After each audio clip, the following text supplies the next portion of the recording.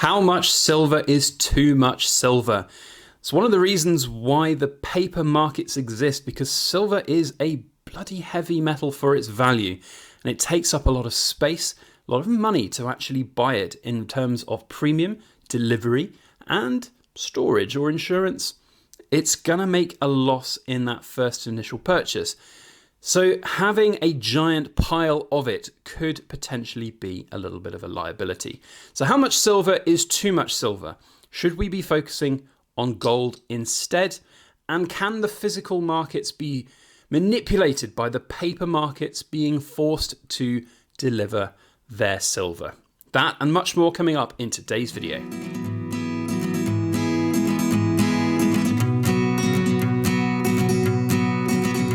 Hello everybody, Backyard Bullion here, and a very warm welcome to you all joining me for this week's edition of Rambling About Precious Metals.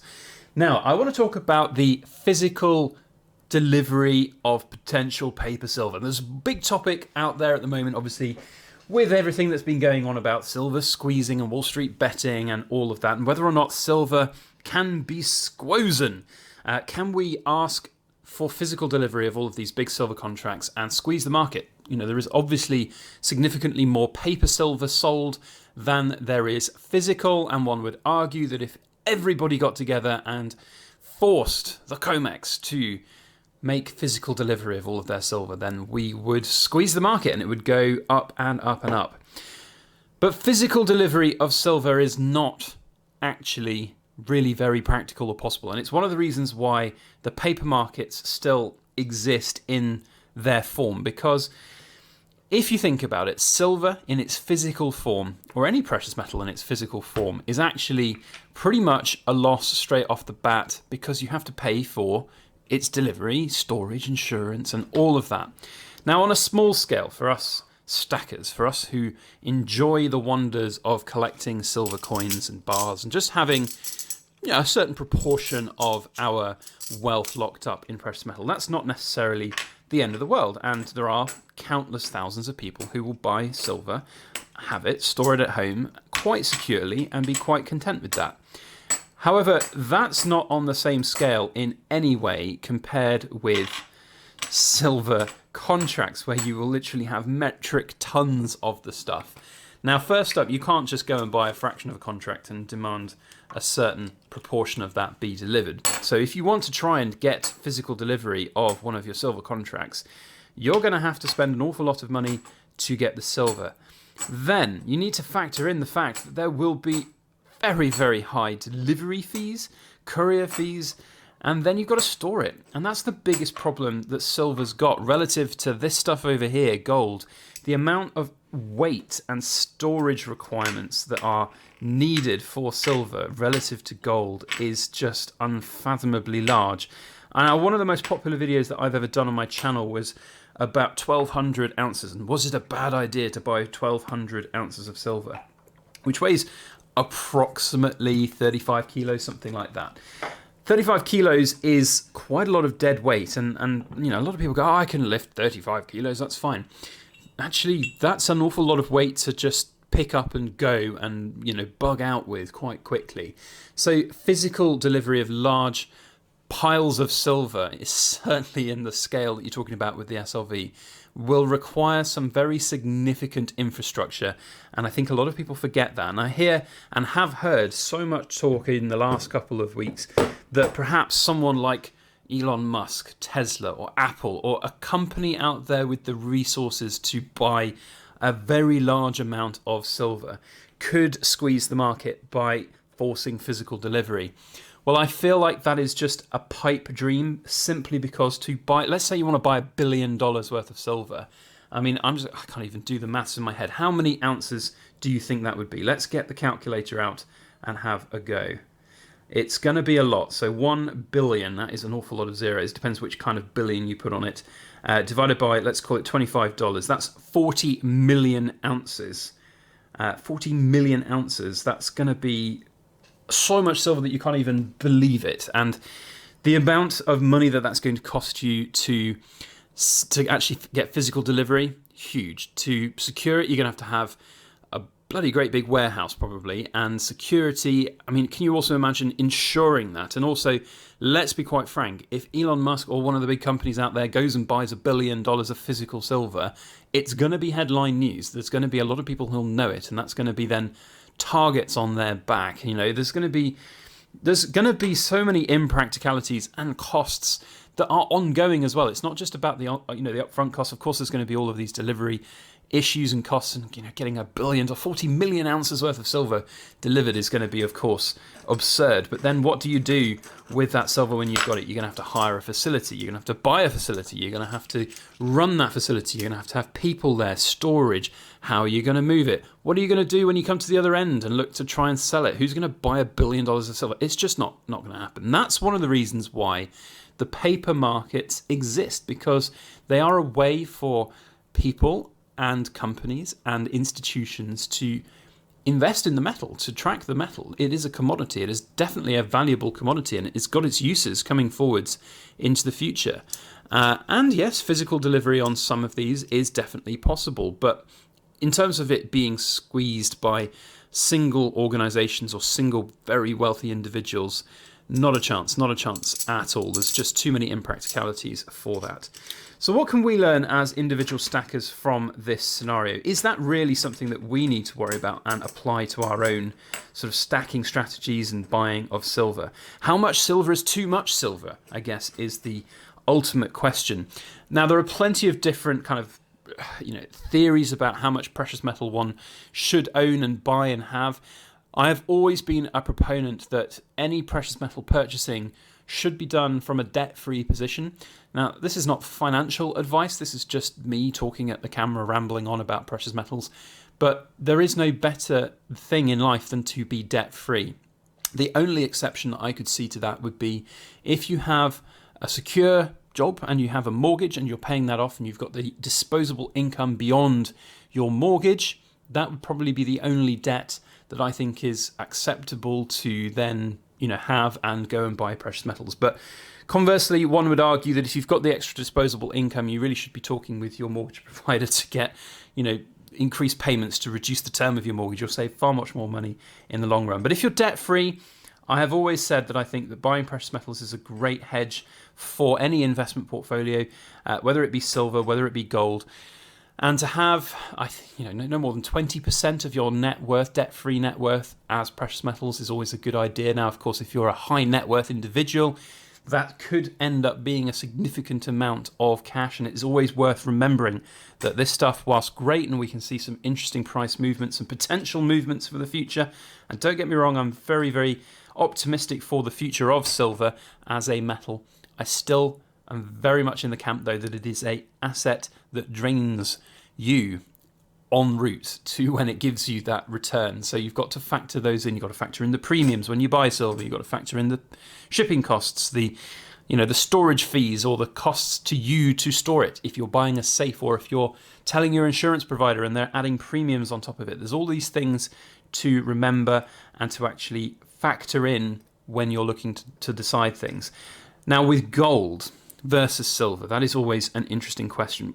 Here's, in fact, why I got these two out. So with the current gold-silver ratio at around 65-1, 2 kilos of silver equals 1 gold ounce, which is, not even factoring in premiums, it's quite a lot of weight to have. If you have got a high net worth, having an awful lot of silver weight over time is going to add up, and that's a big factor for a lot of people to think about that perhaps you haven't thought about. If you've got a budget every year to buy 100 ounces, after 10 years you're going to have quite a lot of silver, even on a modest budget of 100 ounces a year, and that is going to potentially be not very practical if you have not got the right secure sort of storage mechanisms at home. And it's certainly, if you're on a bigger budget, it's going to be very, very hard. But with gold is very, very, very valuable considering its weight and size. And you can, of course, conceal 1 ounce of gold significantly easier than you could ever conceal 1 ounce, or 65 ounces of silver. Most certainly it fits into nooks and crannies and nice good spaces to hide, or just failing that, if you want to have more value per space in your safe rather than clogging it up with all of this worthless, less than valuable silver. Of course, that's a joke. It's very valuable in its own right, but you know what I mean, relative to gold. And that's why one of the reasons I have sort of focused on gold over this last couple of years, because if you have the same amount of cash locked up in gold or in silver as I do gold, it would be impractical. It would not be possible to have that kind of wealth, and you would have to simply work out different ways of owning it and storing it and insuring it and making sure it's all ready to go in the event that you need to sell it. It's not practical, certainly in this modern world of pandemics where, deposit boxes are very hard to get access to by appointment only. It's very difficult at the drop of a hat to just go and grab what you need from that safety deposit box and ensure that you've got everything just where you need it and when. So lots of very interesting things to factor in about silver. But my point here is that physical silver is, I still think, better than paper silver. And I've got my very good friend, I've mentioned him a number of times. He and I get a little bit of a giggle. I call him my lucky leprechaun because every time I mention him, the video seems to do quite well. But he and I, we talk a lot about buying and investing in different products and things like that, including stocks and shares and precious metals. And he's got Bullion Vault as one of his outlets for silver. He's late to the silver game in the sense that he hasn't bought any silver prior to about 3 months ago, and as such, it's very high premium right now. And so he decided to go to Bullion Vault. Now, that is essentially paper silver. Of course, Bullion Vault and all of the other kind of big vaulting companies out there will purport to have, obviously, all of their vaults with all of the precious metals in them. That's fine. I am a little bit skeptical about some of the validity of the vast quantities of that. But okay, yep, I'm going to go along with that various bullion companies will have, or vaulting companies will have large stockpiles of metals. Hopefully they'll have enough to cover everybody in every eventuality. That's my only ever concern with them. But that's definitely a way to do it. And again, you save so much. He's able to buy silver at spot price or just a little bit above because he doesn't have to pay VAT, he doesn't have to pay delivery, he doesn't have to pay significant amounts of insurance or storage or anything like that. He has to pay a small fee. With any bullion vaulting company, you will always have to pay a small fee every transaction or every month. But in the grand scheme of things, it's significantly less than physical silver would be. And we've had a number of conversations at length about that and what the real difference is. And for me, the major difference of having the physical stuff here is that security, knowing that it's there. And I don't mean to besmirch Bullion Vault specifically on this, but any bullion company, any bullion vaulting company, whether it be Bullion Vault or any others, I was always concerned about, what if there's an outage of their service or their website, or if we're in this pandemic and it gets worse and we saw the lockdowns, what if staff couldn't come to work and can't process your transactions, or can't keep the website from running, or can't initiate the bank's transfers for withdrawals? There's all of these different questions which I would want answering, that I'd be concerned about. But with the physical stuff here, if the brown stuff really does hit the fan, I know I've got it. I can go and sell it, or I can go and use it. It's there. That's my point. It's there. It's not numbers on a screen, and that's the most important thing for me. In terms of squeezing the big numbers out there, no, it's just too big. There's too much money that could be completely crippled from this, and it will bankrupt people. Now, some people might say that there's not enough silver to even take delivery of $1 billion worth of silver, but I think that's semantics in certain ways, because it's just not something that's ever going to happen, because the amount of additional costs that would be incurred by individuals to do that would be ridiculous. And we've only got to look at what's happened with exactly this kind of thing. Tesla and Elon Musk, he bought $1.5 billion worth of Bitcoin, and that has lost 20% since then. It's like, what more can you want from this situation? It's not very good for Elon Musk. He's been knocked off the world's richest list. World top's richest man. It's Jeff Bezos again. There's just these things to consider, whether it be Bitcoin or whether it be silver. And I think, as we've seen with Elon Musk's, insistence on getting something that's not going to cost him an arm and a leg to store, like Bitcoin. That was one of the reasons he wanted to even get into it.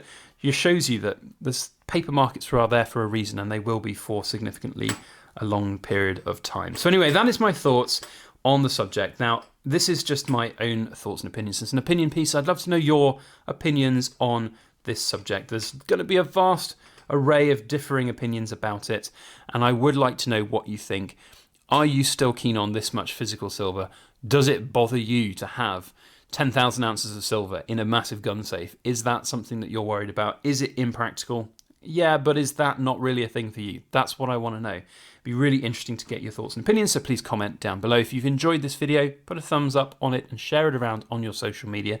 That would be very helpful for everything that we do here on the channel. And if you've enjoyed this video, make sure to hit that subscribe button, because if you've enjoyed this video, you'll probably enjoy some of the other videos that we've done or will do into the future. Otherwise, we'll see you on the next one. Have a fantastic week ahead. As always, please make sure that you like, share, comment, and subscribe for more.